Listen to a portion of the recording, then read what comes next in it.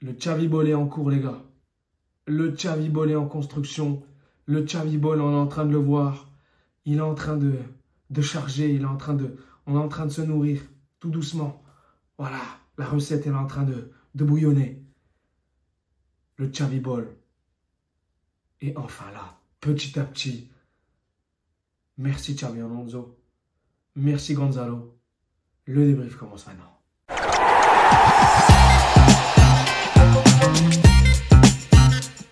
Hola chicos, buenas noches, bienvenidos a todos. J'espère que vous allez bien. Le Real Madrid s'est imposé 1-0 dans un match très compliqué en première mi-temps. Faut dire les choses, faut dire les termes. Kolo Muani, il a raté un face-à-face. Face à un Courtois qui l'a peut-être déstabilisé mentalement, mais normalement, il ne doit pas rater ce face-à-face. La Juve, ils ont eu des occasions en première mi-temps. Ils ont été plus dangereux que le Real Madrid en première mi-temps, il faut dire les choses. Le Real Madrid a été... En fait, cette première mi-temps, elle était molle. Voilà, elle était molle. C'était un jeu lent. Les joueurs s'attendaient. Les joueurs... Il n'y avait aucune intensité en cette première mi-temps. Par moments, on s'ennuyait.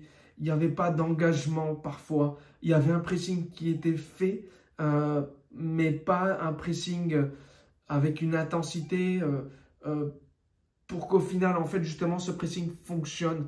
On l'a vu dès l'entrée de la deuxième mi-temps, où justement l'intensité était là des deux côtés. Un Real Madrid qui pressait très très bien. Et justement, ce pressing était très bien fait. Et ça leur permettait de récupérer le ballon assez rapidement. Et on a vu un Real Madrid qui, grâce à ça, a pu avoir plus d'occasions, avoir plus de tirs cadrés, plus de tirs, plus de corners. 11 corners dans le match pour le Real Madrid. Plus de 20 tirs dans le match. Et plus d'une dizaine, je crois, cadrés dans le match également. Le Real Madrid a été dominateur quand on regarde dans l'ensemble du match. La Juve a été... C'était le bus en première mi-temps. C'était vraiment un bus. Eric Tudor qui a donné des consignes à ses joueurs avec vraiment un bloc bas. Et ça jouait en contre-attaque, en transition. Mais ça a fonctionné pendant la première mi-temps grâce au Real Madrid. Vraiment, il faut dire les choses parce que le Real Madrid ne faisait pas un pressing assez haut. Et il laissait, on va dire en quelque sorte, la Juve contre-attaquer assez simplement. Donc... il manquait beaucoup de choses côté Real Madrid, surtout au niveau du pressing et au niveau de l'engagement, ce qui a laissé, on va dire, la Juve prendre un peu l'ascendance sur quelques moments de cette première mi-temps. Mais au final, et justement en fait, quand on regarde cette première mi-temps, Gonzalo, on ne l'a pas vu, il a peut-être pas touché le ballon. Vinicius, il a touché le ballon, il y a eu quelques occasions, peut-être un tir cadré de Vini en première. Mis à part ça, c'était plus les milieux de terrain qui ont eu peut-être des occasions de par Arda Güler, également Jude Bellingham et Valverde également aussi qui s'est illustré. Je vais en parler. Cette deuxième mi-temps, elle était très simple. Cette deuxième mi-temps, elle était dominée par le Real Madrid. En fait, on a eu une composition, quand je regardais le Real en phase défensif, c'était un Real Madrid qui était assez à 3 défenseurs quand ils attaquaient, avec un Tchouaméni en sentinelle, et tu voyais Hussein à gauche et Rudiger à droite. Et en phase défensive, tu avais 5 défenseurs avec Alexander-Arnold et Fran Garcia qui descendaient. Et les 3 milieux qui étaient là, les 3 milieux toujours les 3 milieux qui étaient assez libres. Je les trouvais assez libres. Oui, je les trouvais assez libres parce que quand tu regardes le match de Valverde, tu voyais parfois, le mec, c'était lui l'attaquant en fait. C'était clairement lui l'attaquant Valverde. Et je l'ai trouvé très pertinent. Même s'il attaquait, c'est lui qu'on voyait revenir directement sur le joueur. C'est lui qu'on revoyait défendre également. Il a fait un match XXL. Même s'il n'a pas marqué le but de la victoire, il a fait un match XXL. Valverde, capitaine. Le brassard, il le mérite totalement. C'est lui l'homme du Real Madrid ce soir. Clairement, il faut dire les choses. S'il n'était pas là ce soir, peut-être qu'on n'aurait pas fait ce match-là et peut-être qu'on n'aurait pas gagné parce que les retours qu'il faisait par moment, franchement, c'était exceptionnel. Le mec, il a un bagage niveau endurance, mais personne n'est égal à Valverde, niveau endurance. Franchement, les retours qu'il faisait, c'était exceptionnel. Le mec, il fait ça un 2 juillet quand même, après une saison qu'il vient de faire. Faut le retenir, vraiment. Valverde, exceptionnel. MVP, totalement mérité. À un moment, il met le retourné si elle est dedans. Elle est juste magnifique. Il met une frappasso, arrêt du gardien, que je trouvais de base éclaté. Et de base, qu'il est éclaté également, il faut dire les choses. Il est nul de base, mais contre le Real Madrid, tous les gardiens, ils se transforment et ils deviennent des Bounou, des Ter Stegen. Ils deviennent indestructibles. Il avait fait un gros match, le gardien de la Juve. Les arrêts qu'il a fait, franchement, des fois, je me dis, mais comment il a fait pour arrêter ça? La frappe de Valverde, normalement, Valverde, il doit mettre ce but. Il doit mettre ce but. Il sort cet arrêt de nulle part. Bref, Valverde MVP. Et ce 3 milieux, en fait, ce milieu à 3, il est juste cohérent. Arda Güler qui joue en 10, en 8. Mais justement, Arda Güler, je le trouve pas assez bon lors de ses retours. En fait, il faut, pour ce 3 milieux, il faut 3 Valverde. Jude Bellingham, il fait le retour, mais parfois non. Sur ce match, en tout cas, Jude Bellingham, que j'ai trouvé bon dans son match, qui a fait 2 frappes. Il aurait pu marquer lui également. Une belle frappe dans la surface, ou même une en dehors également aussi. Jude Bellingham qui a fait un bon match. Arda Güler qui a fait un bon match, il aurait pu marquer lui aussi sur un contre, je crois, un dégagement de la défense de la Juve. Et frappasse ou même, non, d'une passe D, je crois, d'un centre raté. Bref, Valverde peut-être qu'il lui met en retrait. Et du coup, Arda Güler qui tire. Et l'arrêt, encore une fois, du gardien de la Juve. Le milieu à 3, je le trouve cohérent. Mais il faut qu'il y ait un Arda Güler qui revient défendre. C'est ça qui manque à Arda Güler, c'est qu'il faut qu'il revienne défendre. Je trouve qu'il n'a pas encore le bagage que Valverde a, que justement j'en parlais il y a quelques instants. Jude Bellingham, il peut faire la même chose que Valverde, mais pas autant. Pas autant. En tout cas, Arda Güler, pour moi, c'est le dernier dans le top 3 pour ce retour défensif qui ne le fait pas assez bien, qui ne le fait pas aussi bien que les autres, que les 2 autres. Mais en même temps, ce n'est pas son rôle. Il n'a pas l'habitude de faire ça.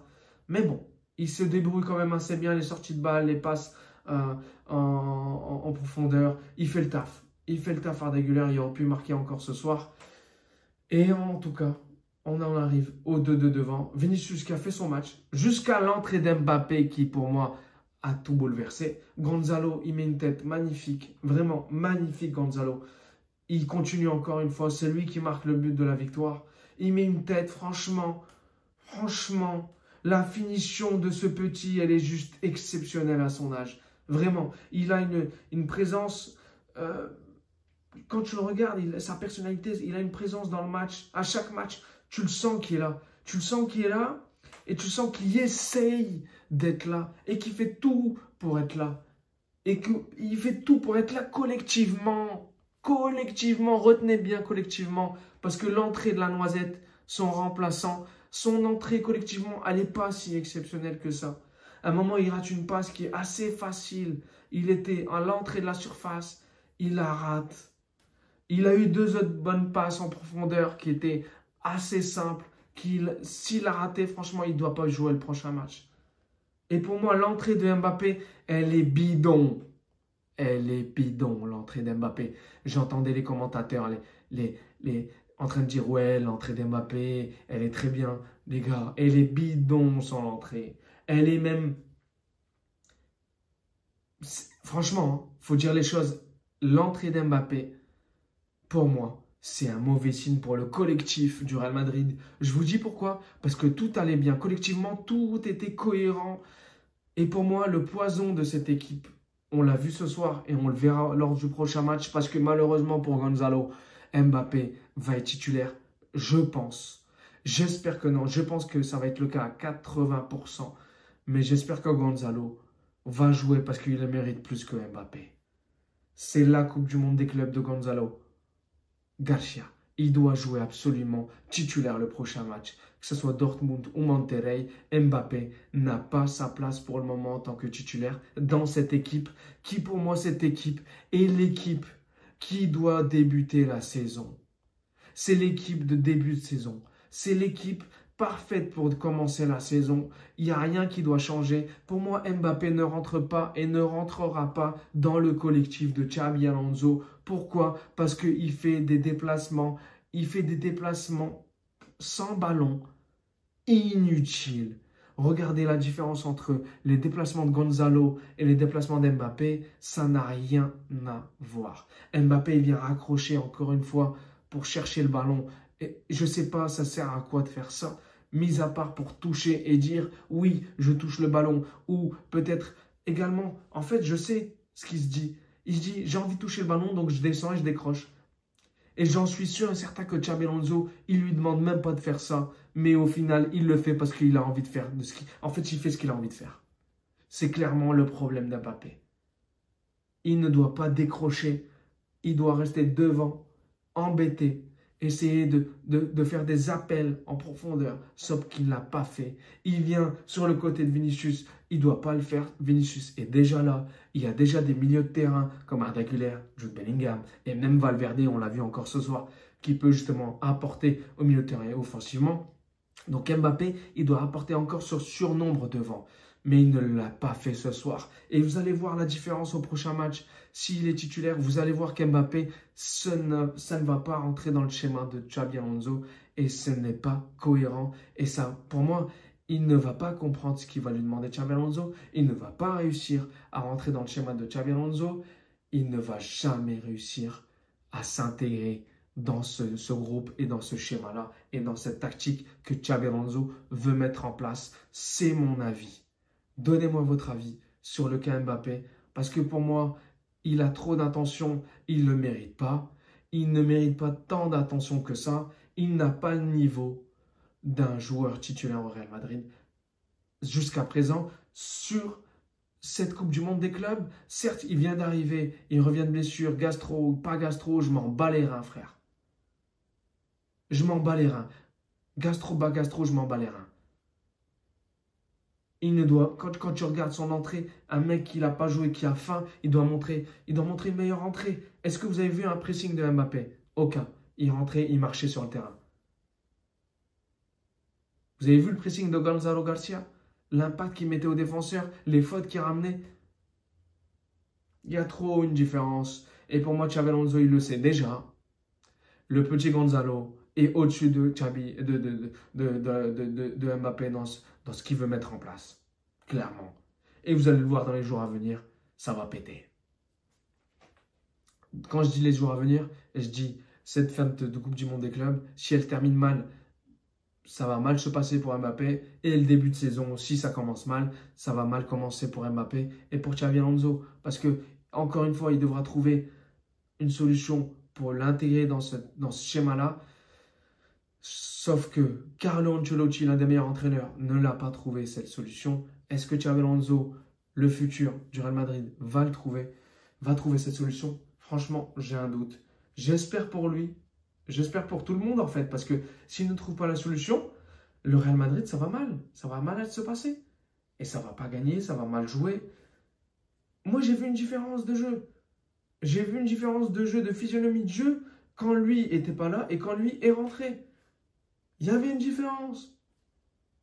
Donnez-moi votre avis, peut-être je me trompe, peut-être j'ai pas mis mes lunettes pro Mbappé, j'en sais rien. Mais dans tous les cas, dites-moi ce que vous en pensez. Mais moi, ça ne va pas aller.